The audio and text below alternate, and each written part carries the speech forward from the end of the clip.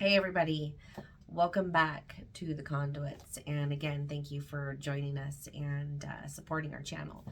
I wanted to talk today about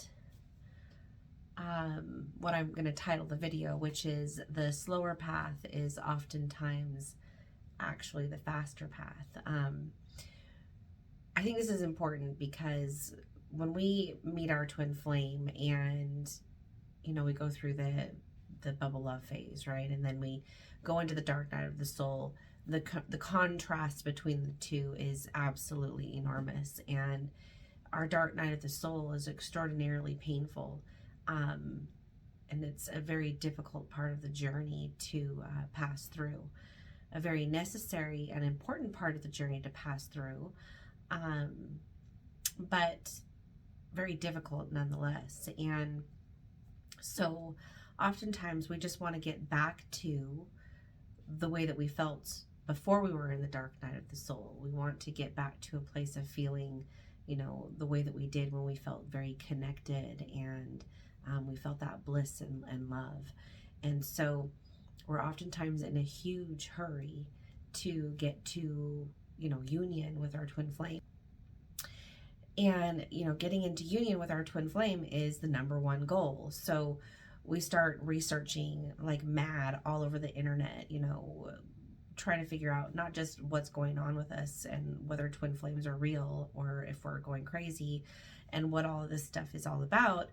But we're also searching for, how to get our twin flame to stop running, how to, get into union with the twin flame, what we need to do. And we start finding all these different, teachers and, gurus and, courses and all kinds of things on the internet, all with,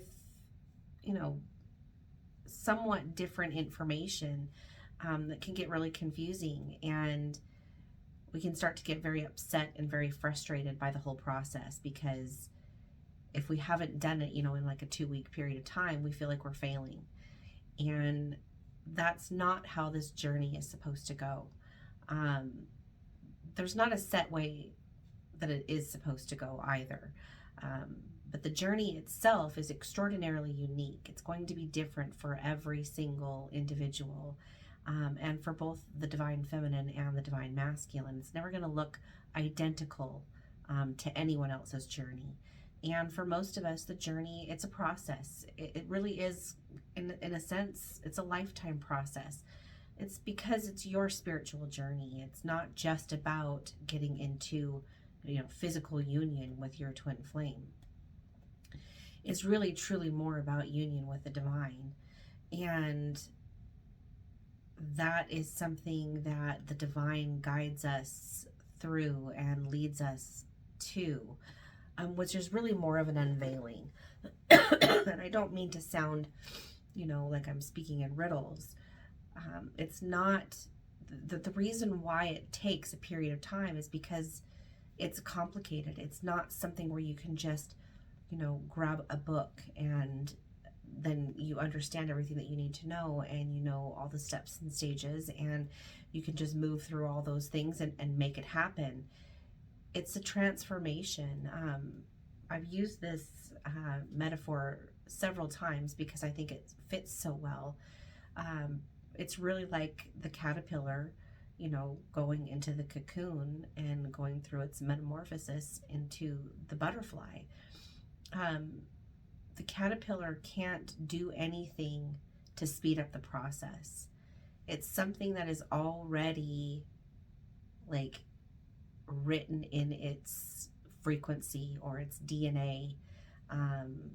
And so, the divine timing of when the caterpillar is supposed to enter the chrysalis and then, go through its transformational process and then, emerge and live its life as a transformed butterfly, that just has to take the amount of time that it has to take. It's really truly between the being itself and source or the universe. And so you can liken your journey with your twin flame like that of the caterpillar turning into the butterfly. It has its divine timing. And, slow and easy patience and faith that wins the race, right? We all know the story of the tortoise and the hare. If you're not familiar with it, check it out. But I'd say probably most of you know what that story is. And, slow and easy really does win the race. Oftentimes when we're rushed and in a hurry, that's really in and of itself coming from a place of panic and fear. And panic and fear, I wouldn't say they never serve us well, because they play a part and a role in everyone's journey, and nothing is trash, right? In this university of life that we're experiencing, everything plays an important role. But fear and panic and frustration and anxiety are what I would say are part of the darkness. It's part of the shadow. It's part of the false self. And really that's just there to illuminate the light, right? The darkness is really truly only there to serve the light, even when the darkness doesn't know it and when it isn't aware of it.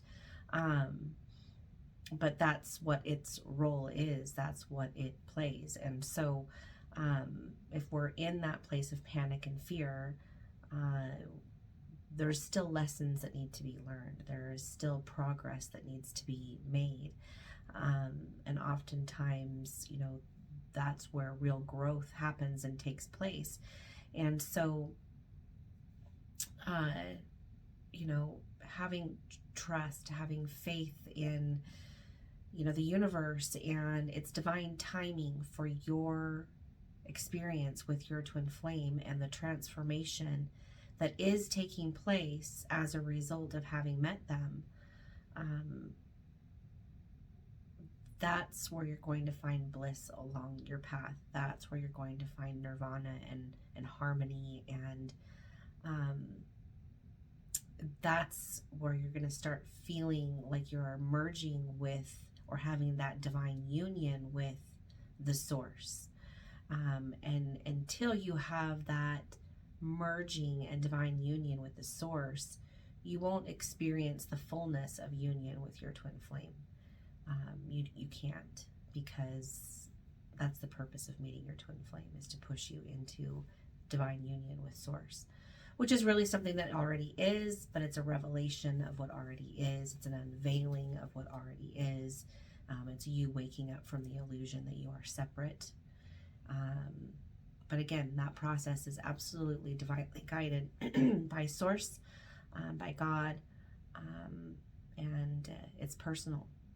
It's personal between you and God, personal between you and the source, the universe, whatever you want to call it, right? Anyway, I hope that kind of gets the thoughts going a little bit for you, and I will be back tomorrow with another video, and thanks again for tuning in. Please hit like and subscribe. We really appreciate your support. Take care.